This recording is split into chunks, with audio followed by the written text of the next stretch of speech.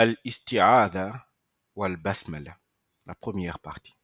Dans cette leçon, nous verrons c'est qu'est Al-Isti'adha, la définition, le statut, les formules et la période. Ensuite, nous verrons la Basmala, la définition, le statut, la formule et les périodes, les moments où il faut prononcer la Basmala. Comment enchaîner entre les deux, c'est-à-dire entre Al-Isti'adha et Al-Basmala. Puis, comment lire la Basmala entre deux sourates. Al-Isti'adha consiste à dire A'udhu billahi minash shaytanir rajim, conformément à la parole d'Allah Fa'idha qara'ta al-Qur'ana fasta'iz billahi minash shaytanir rajim. Lorsque tu lis le Coran, demande la protection d'Allah contre le diable banni.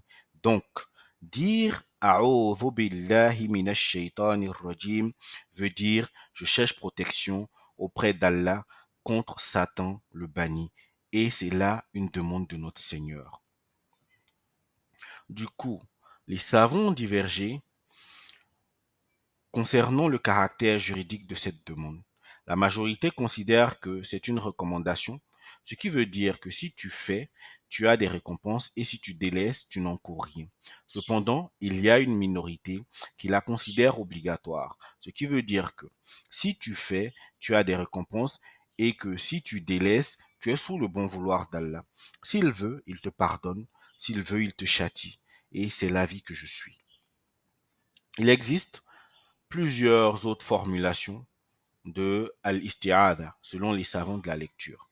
On peut dire par exemple A'udhu billahi al-alim minash shaytanir rajim ou encore A'udhu billahi as-sami'il alim minash shaytanir rajim ou encore A'udhu billahi minash shaytanir rajim min hamzihi wa nafthihi wa nafthihi ou encore أعوذ بالله السميع العليم من الشيطان الرجيم من همزه ونفخه ونفثه. On a la possibilité de dire al-isti'adha à haute voix et à voix basse. Dire al-isti'adha à haute voix se fait lorsque tu récites devant un jury ou lorsque tu es le premier à réciter au sein d'un groupe d'apprentissage. Dire al-isti'adha à voix basse se fait pendant la prière, qu'elle soit à voix basse comme à voix haute. Il faut aussi lire al-isti'adha à voix basse pendant que tu lis le Coran à voix basse dans un lieu public. Lire après le premier au sein d'un groupe d'apprentissage, alors tu dois lire l'isti'adha à voix basse. Et ensuite, lorsque tu lis le Coran tout seul. Il n'est pas recommandé d'enchaîner al-isti'adha avec un verset au milieu de la sourate si cela peut prêter à confusion. L'imam al-Shatibi ordonnait de dire la basmala entre l'isti'adha et le début de Ayatul Kursi, le verset du marche-pied, pour éviter cette confusion-là. C'est-à-dire quoi?